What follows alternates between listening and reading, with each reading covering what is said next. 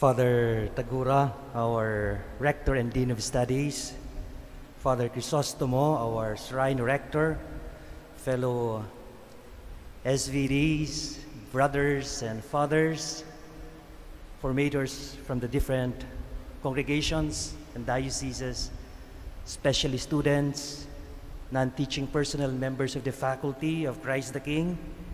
Thank you for inviting me to preside over this opening Mass, being new member of Christ the King Seminary. And I would like to reflect about the natural action of God, which is raising up the lowly, lifting up the poor. That's the very natural activity of God. Today, we celebrate not so much of the Assumption of the Blessed Mother, as we turn our gaze on the Blessed Mother who is raised up, body and soul, to the highest heavens. Let us pay attention to the bigger picture, the God who is working, lifting up the lowly. Just as the Blessed Mother was immaculately conceived, body and soul, so Mary, both body and soul, at the end of her earthly life, would never be separated and would be lifted up to heaven. The better way, therefore, to understand the solemnity of today is to go back at the beginning of the life of the Blessed Mother to understand the end of her life, the beginning and the end.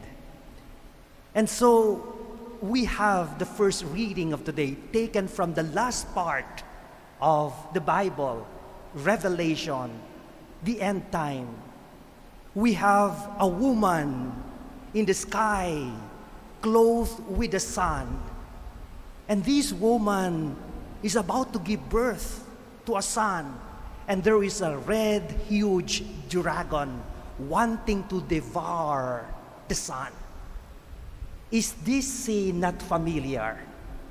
Yes, this is a familiar scene. In the end, let us go back to Genesis. We have God out of the lowliest creature, the soil, stooped down and took away something from the soil and created a woman. And that woman, God called the mother of all living, and yet still without a child. And there is a serpent, and this serpent tempted this fragile woman, this weak woman made out of the soil. What we see in Revelation, a woman coming from the ground but now residing, as it were, in the sky, clothed with the sun, and with a child who is identified by the second reading as Jesus Christ. And we see a full-blown serpent, no longer crawling, but a dragon, trying to devour the woman. But because the woman now is with a child, as the mother of all living, this woman will never give in to the temptation. And so, this is our hope. This is what we celebrate. This woman now who is not giving in to temptation because of the child of the Son is the woman in the responsorial psalm who is the queen standing in gold of Ophir. She is the woman bearing light in her, in the gospel, who in bearing in her womb the light, Jesus, ran in haste to the hill country of Judea, looked for the darkness of her cousin who is barren, And out of the barrenness comes the light that she brings.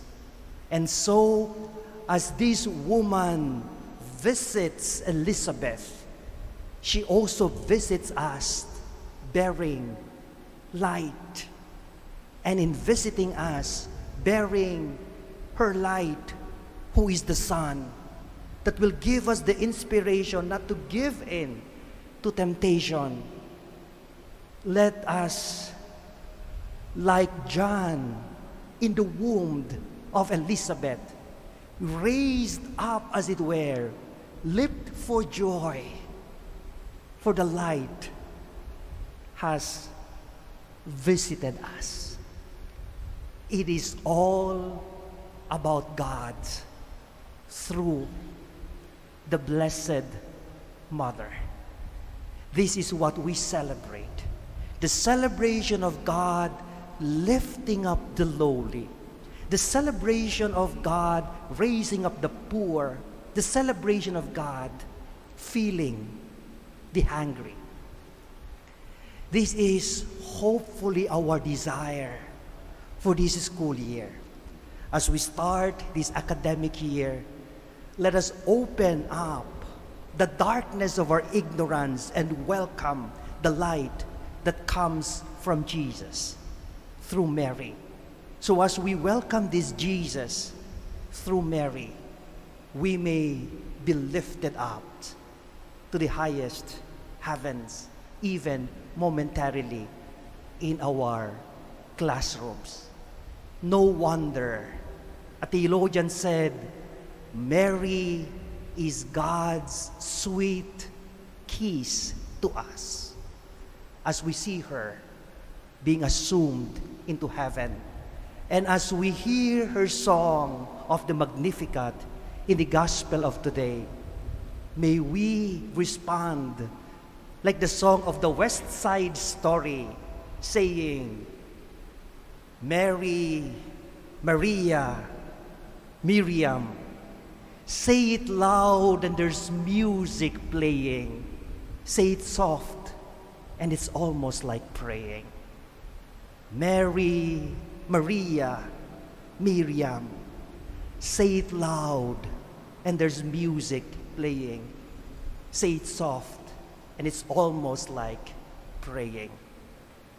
I remember as we start this academic year, I remember my mom. Yung nanay ko po every June ang opening noon. Every time na she would recycle our notebooks, bata pa po kami, at kukunin niya yung mga hindi pa nagamit na notebook, tapos tatahiin po niya. Habang tinatahi po niya, lagi niyang sinasabi sa akin, nagpaparinig, June na naman, sana sa March, makakaakyat na ako ng stage.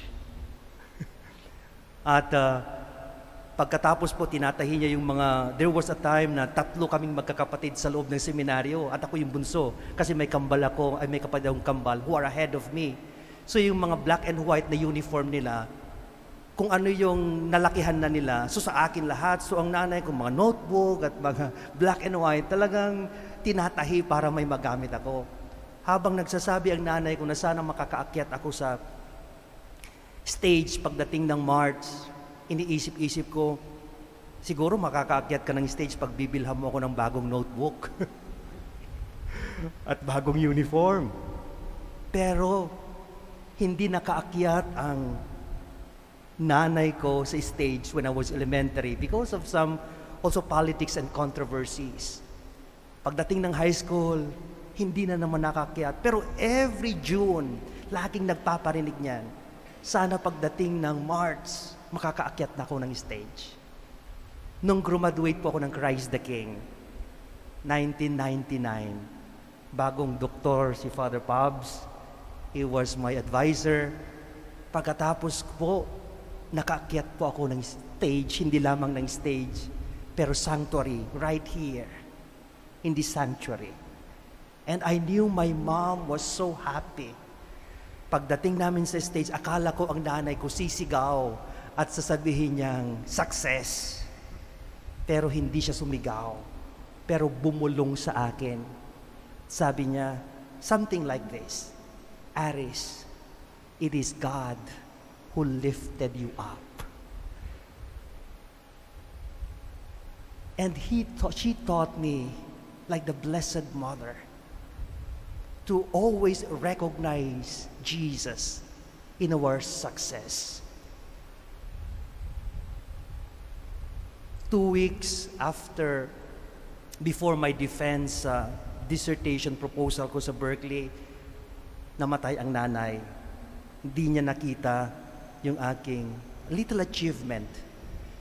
Pagkatapos po, after my defense proposal pa lamang yun, ang sabi ng advisor ko, on a very personal note, after the many questions asked by my readers, sabi niya, your mom must be very proud of you.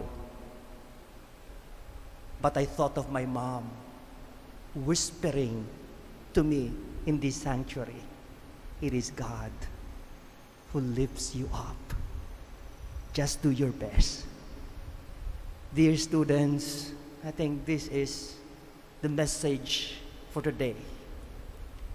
In whatever little opportunity we can do, reading, writing, recitation, study period, let's not waste opportunities as moments to shine. And if we shine, God will lift us out. Amen.